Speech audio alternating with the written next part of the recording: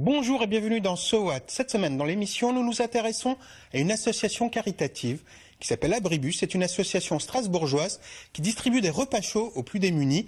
Nous sommes allés à la rencontre d'un artiste, Dan 23, qui leur donne un sacré coup de main en repeignant leur camion. Regardez. This is wrong. This is wrong. This is wrong, Matilda.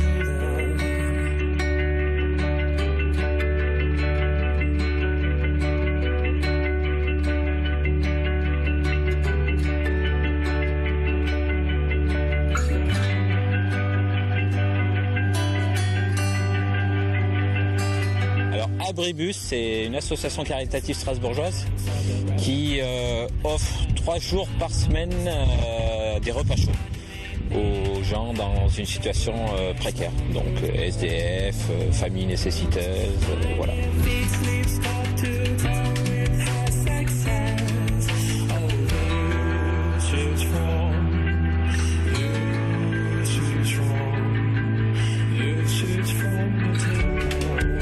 C'est-à-dire qu'ils sont venus me voir pour me proposer de peindre leur camion et je pars du principe que si on a un toit, on vit plus ou moins bien, on se doit d'aider les gens qui sont dans une situation précaire, donc soit en donnant du temps, ce que j'ai fait, ça peut être de l'argent, ça peut être par un simple regard, voilà, c'est l'aide aux démunis.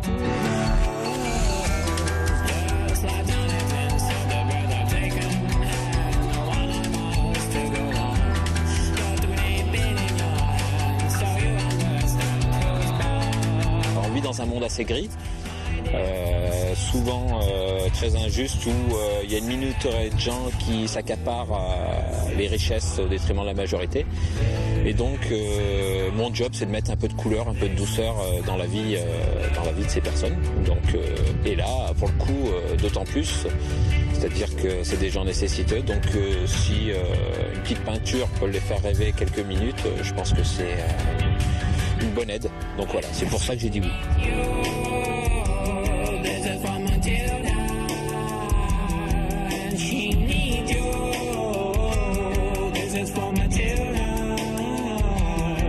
J'ai travaillé dessus pendant une bonne semaine et j'ai filmé tout le début, du début à la fin, le développement des différentes peintures qu'on trouve sur les différentes faces du camion.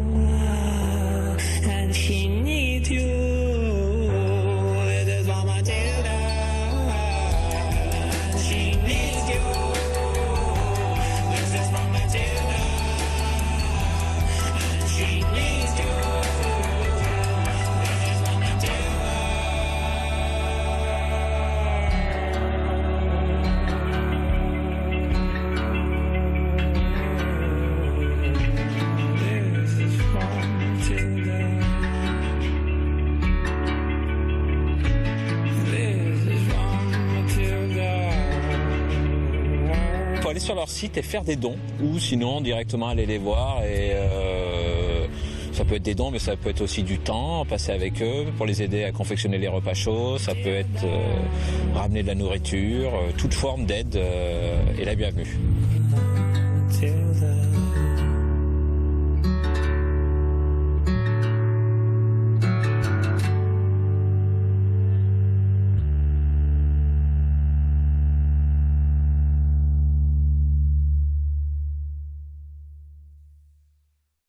Notre gros coup de cœur cette semaine est un premier film. Il s'agit d'Augustine.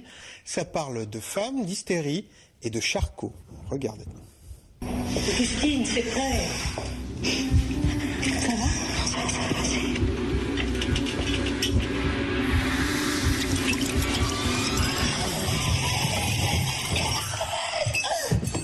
Pourquoi est-ce que j'ai pas vu cette fille avant? Elle est pas là depuis longtemps. T'en as souvent ces crises? Tous les mois? À peu près. En fait, à la Salpêtrière, c'était une sorte de monde clos comme ça, où il y avait toutes ces femmes qui avaient des espèces de crises, ces formes de délire érotique, et qui étaient toutes observées par des médecins qui étaient tous des hommes. Donc oui, il y a une forme de... ce qui m'a fasciné, c'est cette espèce d'exhibitionnisme sous couvert d'un alibi médical, puisqu'effectivement c'est le son, c'était un peu comme des sortes de pipe show où les hommes venaient se rincer l'œil et regarder les délires de ces malades. Et oui, cette atmosphère, ce mélange d'érotique et de médical m'a assez fascinée. Vous savez que je suis reconnu une nouvelle malade. Augustine a 19 ans, elle a des attaques d'hystérie depuis plusieurs mois. Pourquoi je sens rien? Vous pensez pouvoir la présenter à la faculté? Ça dépend comment on réagit contre le monde. Et tu les entends jamais parler entre eux? Mais si, mais je comprends rien. Regarde le miroir. Elle a tout ce qu'il faut là où il faut. De qui parlez-vous? De la nouvelle malade de votre mari. Vous avez entendu parler, vous, de cette Augustine? Non, madame. Dans la nuit, elle appelle un amant imaginaire qu'elle invite dans son lit avec des mots crus, donne des baisers, se recouche. Vous allez me guérir? Et puis après, ce qui m'a donné envie de raconter cette histoire, c'est l'histoire de cette révolte, en fait, la révolte de cette jeune fille qui se libère, en fait, du regard de son metteur en scène.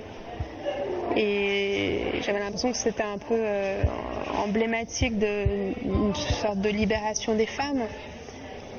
Et puis que ça permettait de parler de la violence du regard des hommes sur les femmes. Les hommes, c'était une sorte de regard d'entomologiste en fait que les hommes portaient sur les femmes à cette époque-là.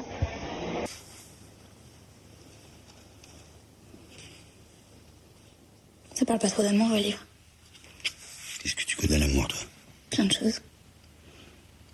On a déjà écrit des lettres. Non. Quoi, ça vous étonne? Oui, ça m'étonne.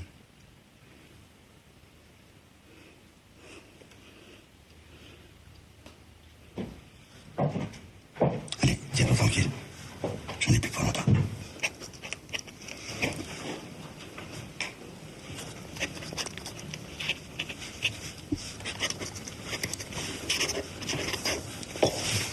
En fait, pour moi, vraiment, ce qui a été ma ligne de conduite, c'est que je voulais vraiment pas faire un film poussiéreux de reconstitution historique. Et c'est vrai que c'est mon premier film et c'était comme un film d'époque. Et il y avait toujours cette espèce d'épée de Damoclès dès qu'on a des costumes, dès qu'on a...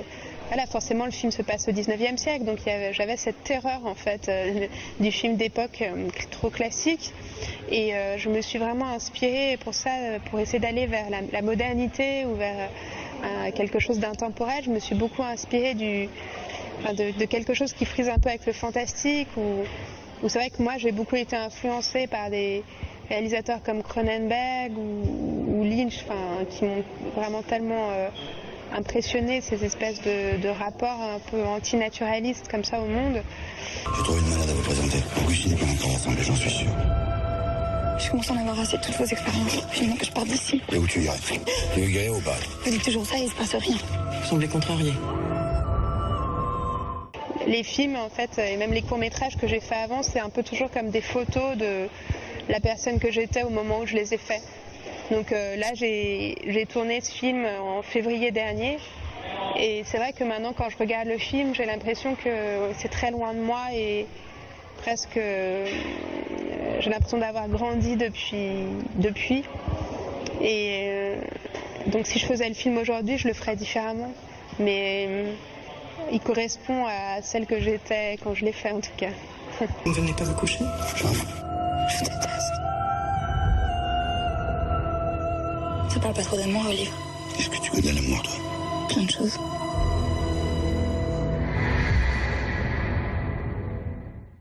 L'un des événements musicaux cette semaine en Alsace, c'est le concert de Dominica à la laiterie. Et on se fait un petit plaisir pour celui qui nous rend la lumière. On voit des autoroutes, des hangars, des marchés, de grandes enseignes rouges et des parkings bondés.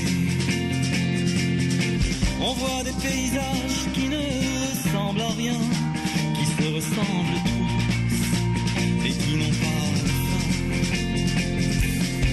Rendez-nous la lumière, rendez-nous la beauté. Le monde était si beau et nous l'avons gâché. Rendez-nous la lumière, rendez-nous la beauté. Si le monde était beau, nous l'avons gâché. On voit de pleins rayons, de bêtes congelées, leur peur prête à mâcher par nos dents vermillons. On voit l'écriture blanche des années empilées. Tous les jours c'est dimanche, tous les jours c'est prier. Rendez-nous la lumière, rendez-nous la beauté. Le monde était si beau et nous l'avons gâché. Comme toutes les semaines, Morgane Arkel nous ouvre les yeux sur le web avec SOAT 2.0. C'est parti. Salut, aujourd'hui je vous propose une chronique entièrement dédiée à la photo. L'Alsace nous cache de sacrés talents, comme par exemple la photographe Valentine Lévy, dont vous pouvez découvrir l'univers sur son blog valentinelevy-photo.blogspot.fr.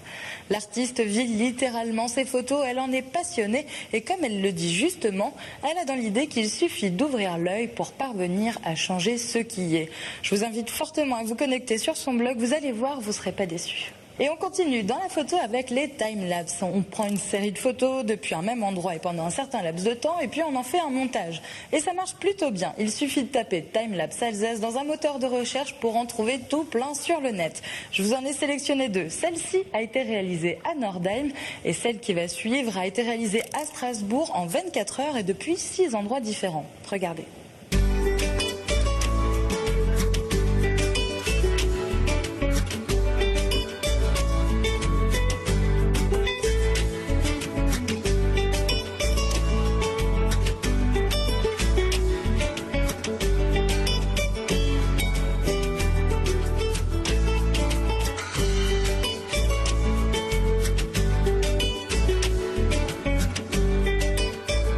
Et voilà, SOAT c'est terminé pour cette semaine. Merci la vie, merci l'amour. Salut.